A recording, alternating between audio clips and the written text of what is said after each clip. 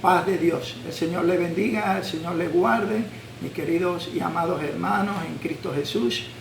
Hoy quiero darle un mensaje de la palabra de Dios y quiero compartir con ustedes este mensaje que el Señor me da, y yo creo que también se lo está dando hoy a su pueblo.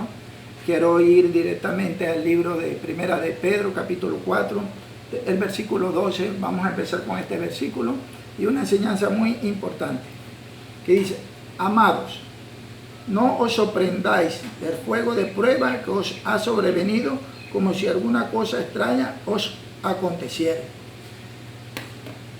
El Señor nos dé entendimiento en su palabra y Dios le guarde, amén, y le dé entendimiento a usted también. El Señor nos está hablando aquí claramente a través del apóstol Pedro y nos dice que no, me gusta una palabra que él usa aquí que dice: no nos sorprendamos. O sea, que es la palabra sorprender. A veces nos ponemos como sorprendidos por las cosas que están pasando, o por lo que está pasando, o por lo que pasamos, o por las pruebas que nos somete Dios, porque yo creo que es Dios el que nos somete a prueba.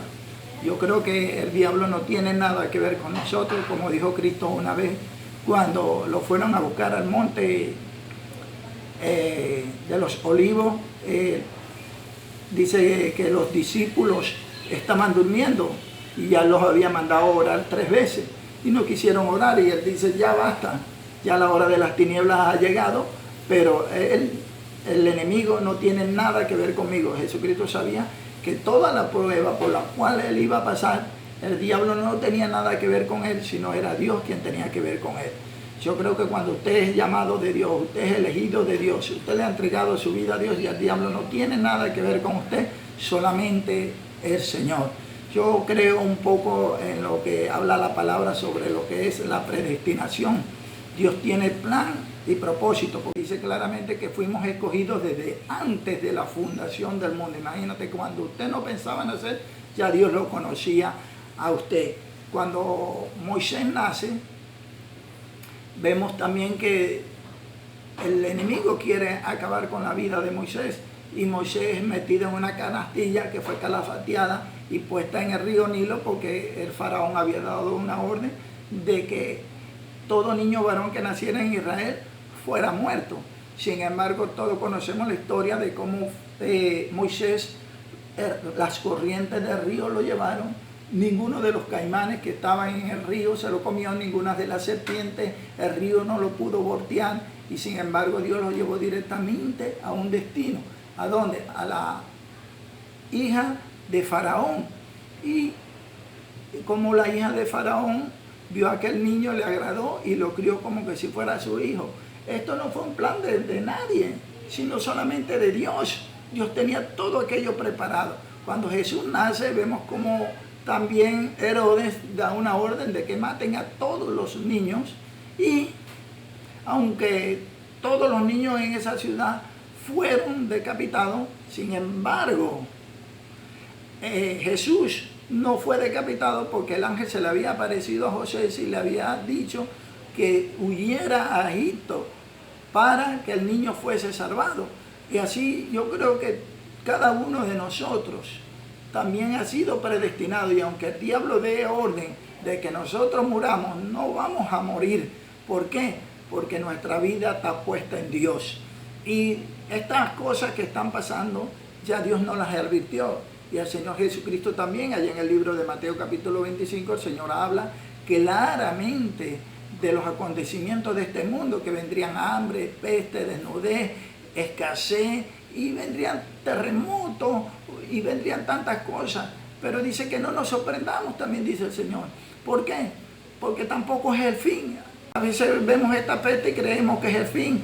A veces me sorprendo de varios hermanos, que yo tengo varios grupos, y en esos grupos veo mensajes tan negativos, como hermanos tan llenos de miedo, tan llenos de temor. ¿Usted sabe qué significa el miedo? ¿Qué significa el temor? Significa que usted no tiene fe, porque el apóstol Juan dice claramente que el que teme lleva en sí castigo. Si usted es uno de los que está temiendo, si usted es uno de los que tiene miedo de que algo le va a pasar a usted, algo usted le va a pasar a su familia, hermano, tenga cuidado, renuncia a eso, revóquelo y pídale a Dios que su fe no le falte, como Jesús le dijo a Pedro: Pedro, Satanás el diablo te ha pedido para zarandearte, pero yo he rogado al Padre para que no te falte tu fe. Y aunque el diablo lo zarandeó, la fe de Pedro no faltó, porque él se humilló, oró, Dios lo oyó y lo restauró. Y fue uno de los primeros hombres que predicó el evangelio de Dios después de Cristo. Y vemos cómo Pedro fue levantado con el poder del Espíritu Santo, porque aún la sombra de Pedro pasaba y los enfermos eran sanados.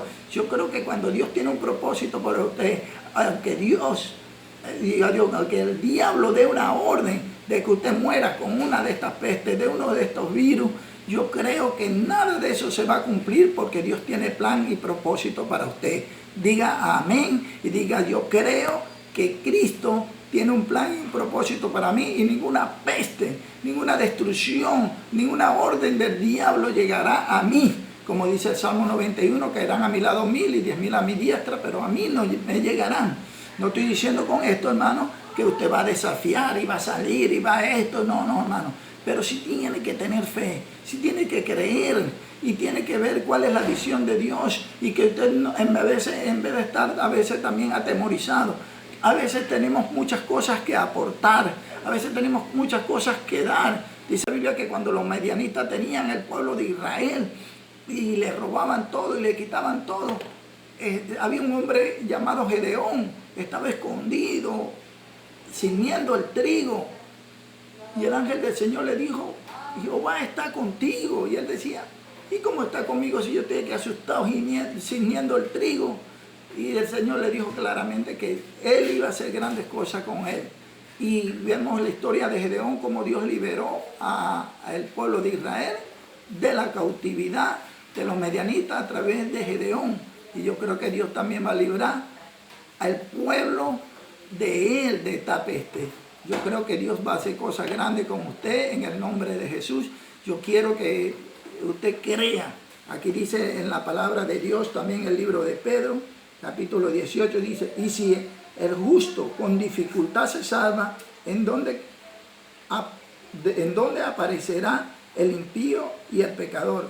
La Biblia nos dice claramente que con dificultad nosotros nos vamos a salvar. La salvación no va a ser fácil, hermano. Vamos a pasar por pruebas, vamos a pasar por dificultades, pero tenga fe de que su salvación está segura en Cristo Jesús.